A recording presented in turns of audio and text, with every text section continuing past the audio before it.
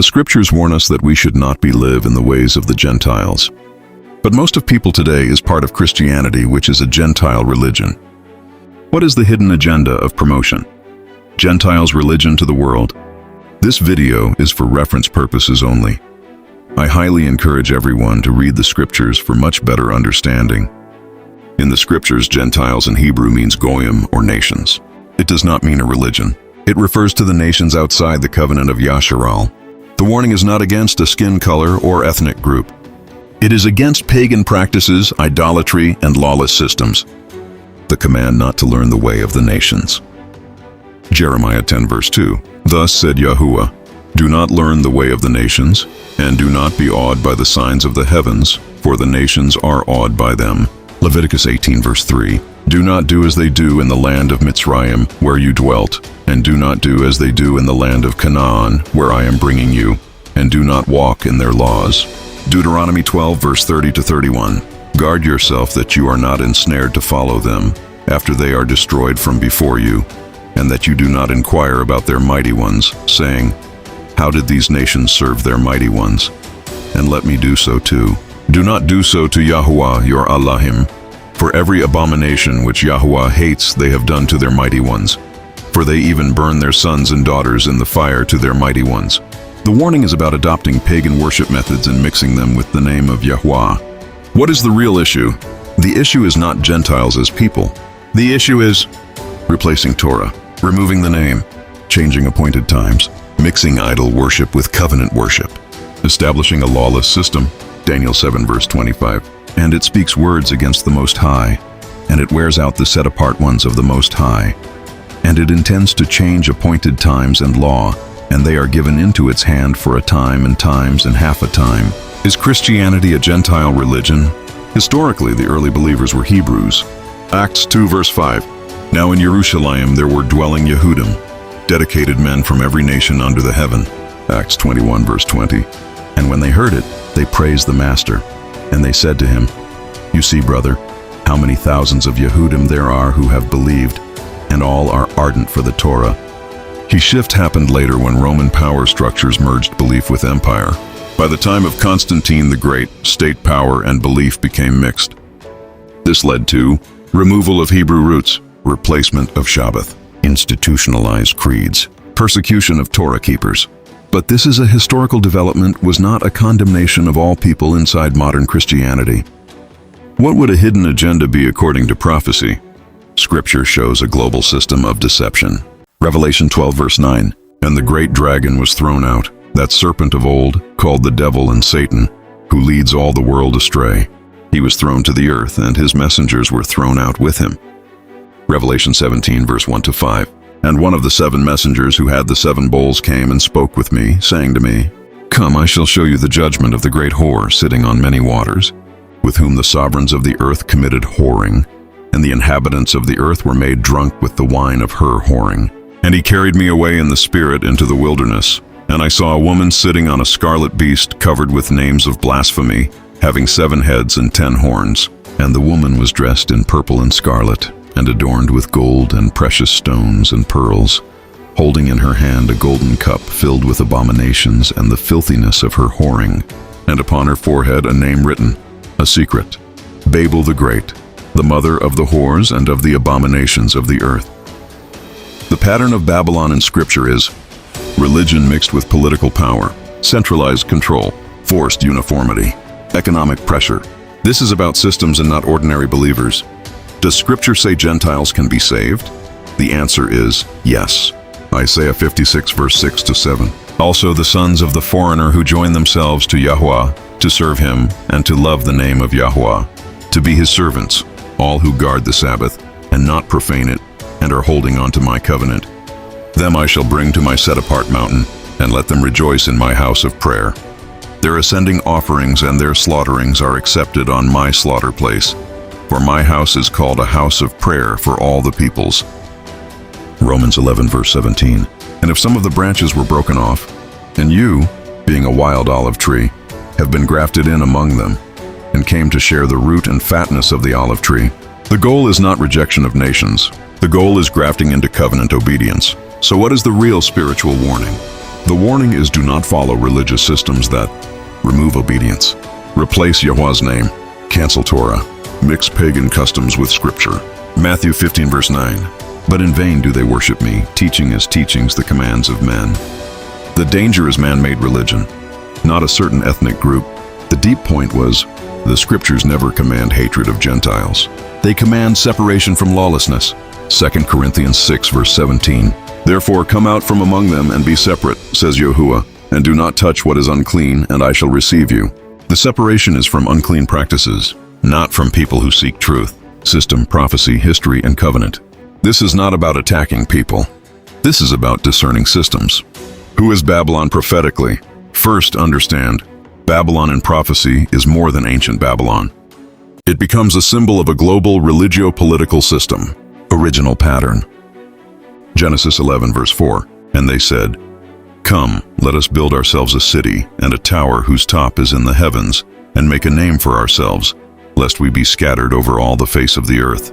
Babylon starts with human unity without Yahweh, centralized control, making a name for themselves, rebellion against heaven. This is a prophetic expansion.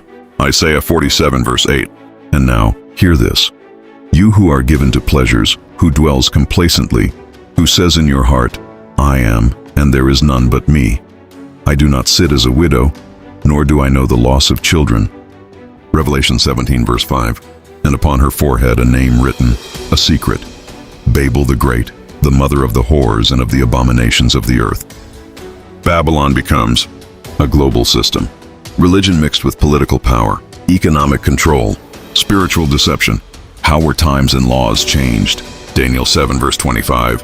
And it speaks words against the Most High, and it wears out the set-apart ones of the Most High, and it intends to change appointed times and law, and they are given into its hand for a time and times and half a time. Times is the appointed times or Moedim. Law is the Torah.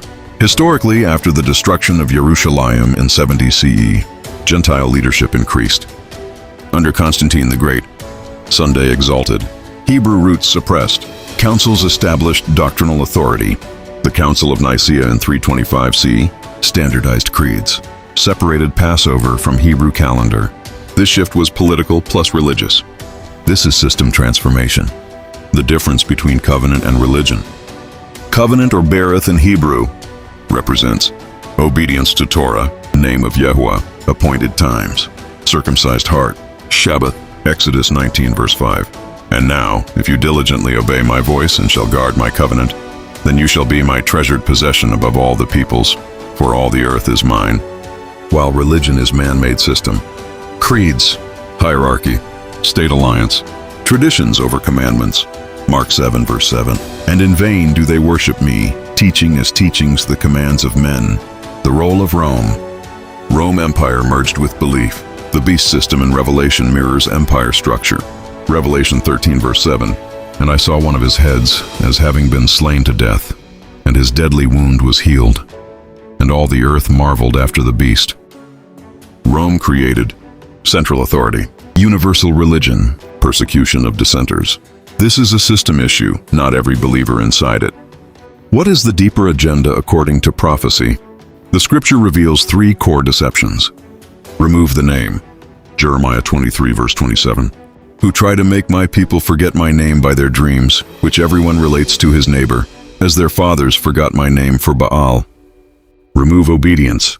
Matthew 7 verse 23. And then I shall declare to them, I never knew you, depart from me, you who work lawlessness. Create global unity without truth. Revelation 13 verse 16 to 17. And he causes all, both small and great, and rich and poor, and free and slave, to be given a mark upon their right hand or upon their foreheads, and that no one should be able to buy or sell except he that has the mark or the name of the beast or the number of his name. Global economic plus religious control. Important balance. Scripture also says, Romans 2 verse 14, For when nations who do not have the Torah by nature do what is in the Torah, although not having the Torah, they are a Torah to themselves. Isaiah 56 verse 3, And let not the son of the foreigner who has joined himself to Yahuwah speak, saying, Yahuwah has certainly separated me from his people, nor let the eunuch say, Look, I am a dry tree. The problem is not Gentiles. The problem is lawlessness, idol mixture, political religion, removal of Torah, final deep structure of Babylon system, religion plus politics plus economics plus culture, central control, suppression of Torah, alteration of times, replacement of name, while the covenant kingdom represent Torah plus obedience plus Shabbat plus appointed times plus name. Remember, many inside modern Christianity love Yahuwah sincerely. Prophecy warns about systems, not ordinary seekers. But we must stay rooted in Scripture and avoid speculation beyond what is written. The prophecy uses symbols. It reveals patterns more than names. Who is Mystery Babylon today? The primary text, Revelation 17 verse 1-5. And the woman was arrayed in purple and scarlet, and upon her forehead was a name written, Mystery, Babylon the Great, the mother of harlots. The key symbols are, woman represents religious system, beast represents political empire, waters represents peoples, multitudes, nations. Revelation 17 verse 15. And he said to me, the waters which you saw, where the whore sits, are peoples and crowds and nations and tongues. You can read the scriptural clues in Revelation 17 verse 18. And the woman whom you saw is that great city having sovereignty over the sovereigns of the earth. In the first century, the city ruling the kings of the earth was in Rome. 1 Peter 5 verse 13.